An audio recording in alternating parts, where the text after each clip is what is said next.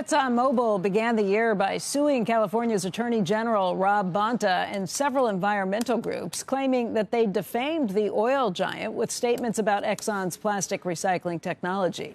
Bonta claimed in a September lawsuit that he brought that Exxon deceived the public for decades by promising the plastic it produced would be recycled, but saying that very little of it actually is. For its part, Exxon says California has a flawed recycling system. We spoke with Bonta on Squawk Box shortly after his lawsuit was filed. Let me be clear about this. This case is to hold ExxonMobil accountable for their actions. They have hurt California and Californians, billions of dollars worth of damage to our environment, to our people. And their answer in their statement is to point the finger at California, the people that they hurt. Right now, we're going to hear from ExxonMobil on its own lawsuit that it filed last week. For that, we bring in Chairman and CEO Darren Woods. And Darren, thank you for joining us this morning. What caused you to bring this lawsuit against the California AG?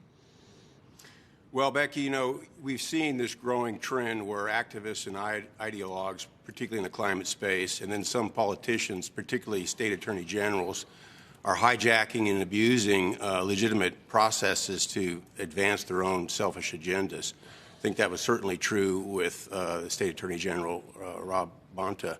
In fact, when he was on your show announcing his lawsuit, it didn't take many questions from you and Andrew and Joe to show he didn't know much of what he was talking about. And in fact, he was lying about our company, lying about our technology, impugning the character of our people, interfering with our business, and probably most importantly, getting in the way of improving the environment. It's ironic that someone who's taking a position on wanting to improve the environment is doing a lot to block and advance technology that frankly is going to keep billions of pounds of plastic waste from landfills and being incinerated and being recycled back into products that the society uses. We've invested through 2024 $200 million in this technology. We have recycled 80 million pounds of plastic that otherwise would have gone to landfills, and we have plans to ramp that recycling up to 1 billion pounds by 2027. If the Attorney General was serious about this and had questions or concerns about the technology or what we were doing, he could have easily called us. We'd have been happy to explain it to him. In fact, we'd have him out to our plant. We'd show him the recycling that we're doing, the plastic feed that's going into the unit, and the virgin plastic that we're making on the back end of that process. Your lawsuit in particular, it says that, you know, this isn't just about your feelings getting hurt by this. The lawsuit claims that you had prospective business deals that fell apart as a result. What happened? Well, I'll tell you, the advantage of this project and this technology is it's not subsidized by the government. There's a demand out there for recycled plastic that many companies, we have contracts, 15 countries around the world to provide this. The Attorney General is suggesting that what we're doing isn't real, that it's a myth, that it's a lie. Obviously, consumer companies that are looking to promote recycled content are concerned with those types of accusations. So we've got to push back against what essentially are falsehoods. I mean, I haven't seen a better example of gaslighting than what Attorney General Bonta is doing here. When he was on with us, when Bonta was on Squawk Box, he did point to the statistics that show, I think from the EPA, that only about 10% of plastic that was generated in 2018 was ultimately recycled. Where are the problems? Why aren't more of these plastics recycled? So it's a complicated chain. There is a problem with collecting and sorting and processing the plastics. There's the current recycling technology has its limits.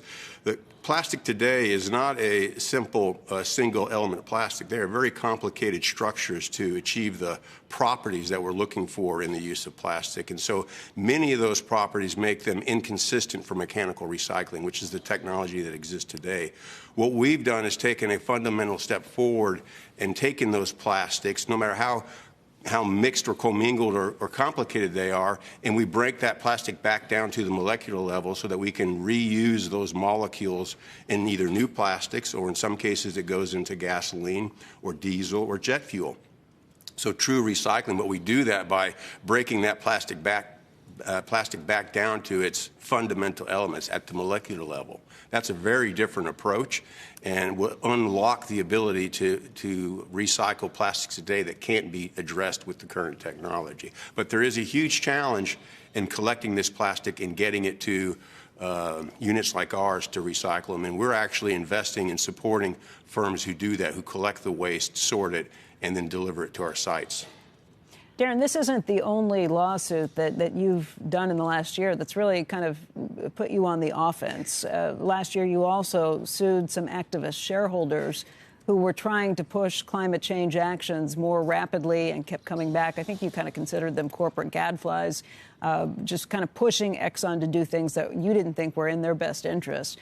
This is a really different tack, this kind of aggressive way of pushing back. It's not what we've seen from Exxon in the past. It's not what I'd say we've even seen from you in the past. What changed your mind to the point that made you think we have to change our strategy with how we deal with these issues?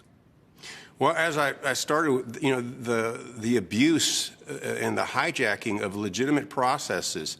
We respect the right of people to disagree with us. We respect the right of people, with respect to the shareholders, to submit proxy proposals. But when they start skirting the rules and breaking the rules and manipulating the system, we've got to draw a line there. Same with the ability for people to disagree with us, take us to court. Very happy to defend our positions in court. We were prepared to do that. But when you take that to the next step and begin to defame the company and to cast aspersions on our people and the work that we're doing, you cross a line. And the way we've looked at it, if not us, then who?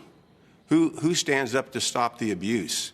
And frankly, we think it's in the best interest of our shareholders to make sure that we draw the line and we hold parties who are acting irresponsible to account.